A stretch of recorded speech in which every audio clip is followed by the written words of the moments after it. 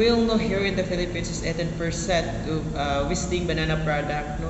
Kadalasan kasi sa atin pagkatapos ng harvest, itapon na natin yung reject.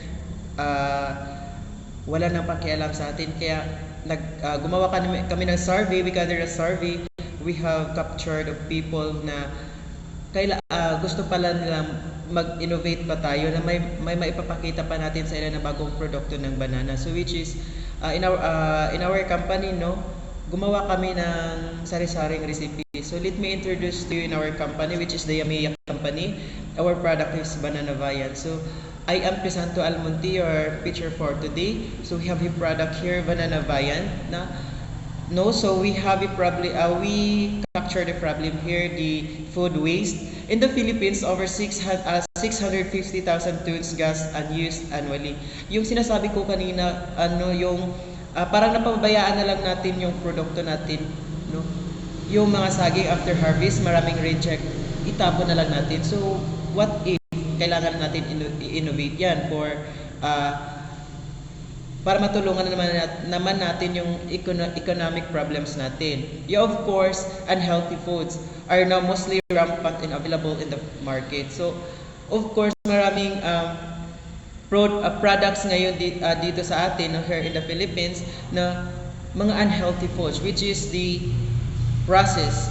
Kadalasan kasi yung ibibenta ng mga businessman, no, yung trend ngayon, yung marami yung processed food, which is unhealthy for the kids. Of course, sa atin din, unhealthy din, no? And also, we have overconsumption is detrimental to our health and the environment. And of course, busy parents are working and doesn't have enough time. So wala na silang ibang time na para magluto pa. Wala silang ibang time na gumawa pa ng pagkain nila for their baon para sa office nila, no? Also, lack of innovative ideas. Kadalasan dito sa atin, kahit na marunong naman tayong gumawa ng iba't ibang recipes, hindi napapabayaan natin, parang binaliwala lang ba, no? So next is our solution. So we have parents, no, save time, of course, and then assurance, of course. We innovate product as affordable. We have kids, healthy foods. We have also delicious and excitement. Kadalasan sa mga bata ngayon is kung ano yung trends, yun ang binibili nila. Parang yung parang siguro hindi hindi masarap, basta bago. Kadalasan may mga bata is sinasabihan nila ng mga magulang nila, bili doon, bili dito. Basta bago pa lang, bagong labas pa lang na produkto. Of course, hindi naman natin bigyan yung mga bata ng unhealthy foods, no? Kaya kami sa company namin, gagawa kami ng mga healthy foods, also delicious food. Of course, in all ages, now we have satisfactions and innovations. Next is our market size. For our town, no, the total addressable market, we have population is a barangay in the municipality of Claveria in the province of Misamis Oriental. Its population as determined by the 2020 census was 10,584. Actually, this captured na mga potential market is for registered voters yan. So feasibility study namin, we have captured only 10,000. Pero mas tataas pa yung potential market natin kasi may mga matatanda at saka may mga bata pa, no? So yung potential market namin is only for barangay population here in Claveria. So our serviceable addressable market, we have only for age a range of 15 up to 64 years old, no? So roughly the economically active population and actual or potential members of the workforce constitute as a 6,048 only. For our serviceable obtainable market, we have only range of 10 to 30 target population is about 848. In our product, we have a lot of product here, no? So, gumawa talaga kami ng iba't ibang produkto para sa ating mga kabataan. Kasi kung ano yung trend, yun talaga yung binibili nila. Kasi yung tayong mga businessman, yun yung talagang ginagawa natin. Be compassionate kasi hindi naman pwede na business lang tayo doon. Wala tayong ibang gagawin. Hindi yun magsasucess yung ano natin, yung company natin. Yeah, of course, and next is our business model sales. Yeah, of course, kailangan din natin itong magawa para makikita natin kung may success ba yung business natin or we have a time of inflation na tawag doon, basta inflation rather.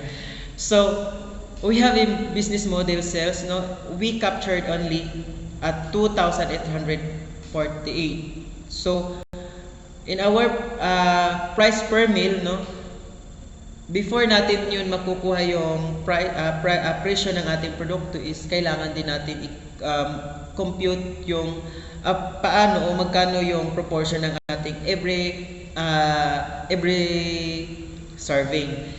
So after namin na-capture yun, after namin na-compute, so we have a result here 30 pesos. So in our price per meal is 30 pesos. So para makuha natin yung revenue natin, so we captured 2,848 market, no, or potential market. So i-times lang natin to sa 30 pesos per price na every meal.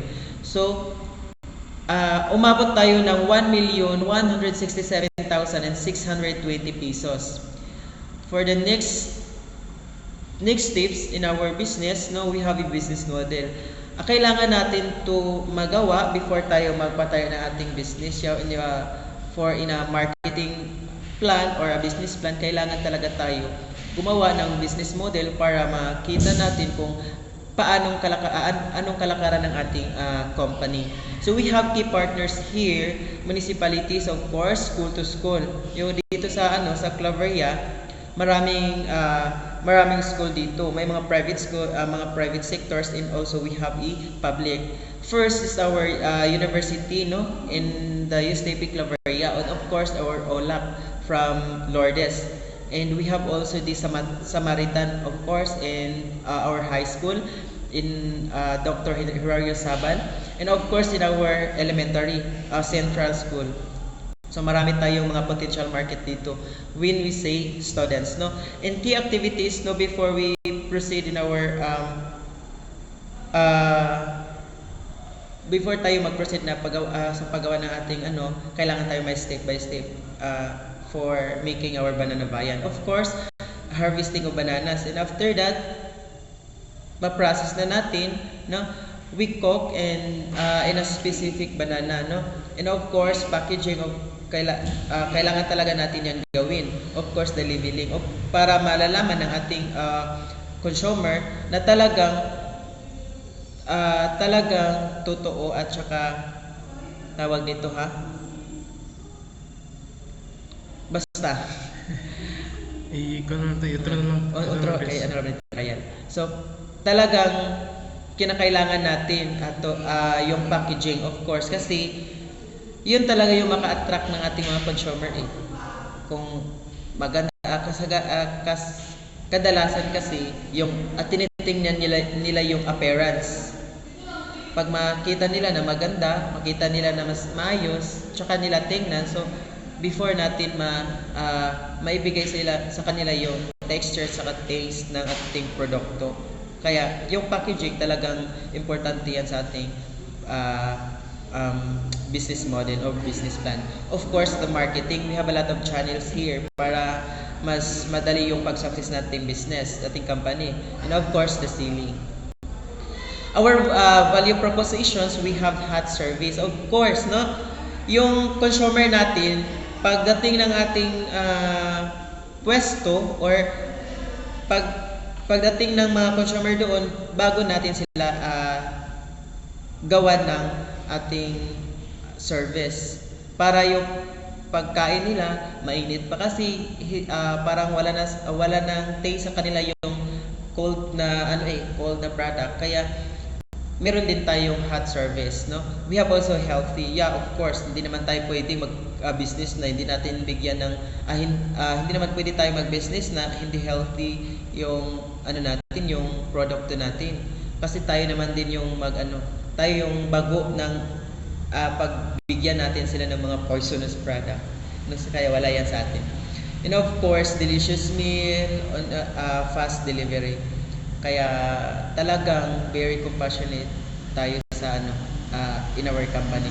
Customer relationships we have online, we have also a personal. Kaya maana natin yan mamaya. Sabihin natin kung ano talaga yan.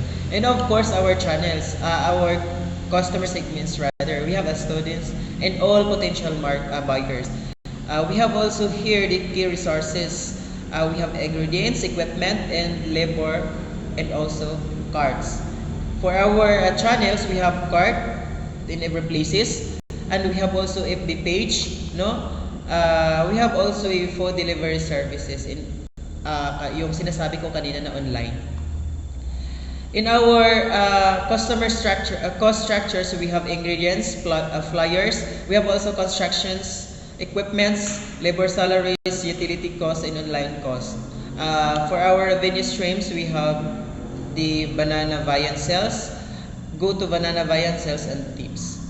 Yeah, of course, next is our marketing strategy. We have the events, we have also partnerships, no? Yung sinasabi ko kanina yung mga schools, no? Marami tayong partnerships in schools. And we have also in events. Every events pupunta din tayo doon kasi may cart naman tayo. Like for example, food stall in Araw ng Claveria. Of course, the fiestas, no? Kailangan, pwede naman tayo makapunta doon kasi may cart naman tayo, maka-food stall naman tayo doon. At sika, for the schools, we have also a week of wellness. We have also in partnership of USDP Claveria, no? Or for our nutrition month special holidays. We have also competitive advantages. Of course, we put here now only in advantages.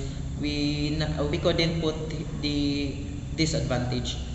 No, for our advantages in creating this company, we have affordable price, no, only 30 pesos.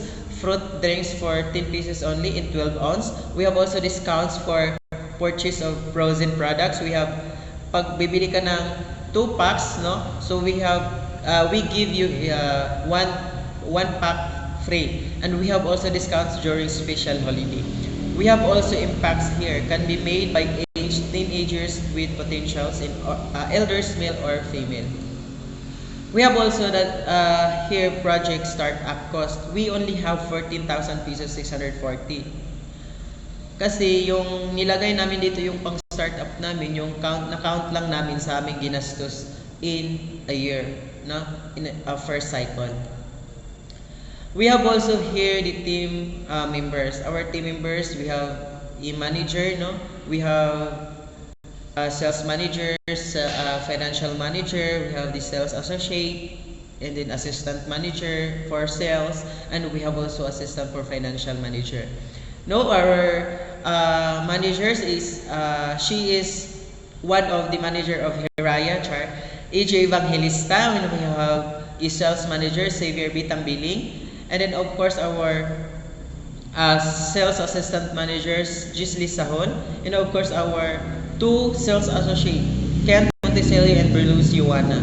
We have also a financial manager. Of course, kailangan talaga natin may mag-handle ng financial para malalaman talaga natin kung ano na ba yung kalakaran ng ating company. We have financial manager here, Crisanto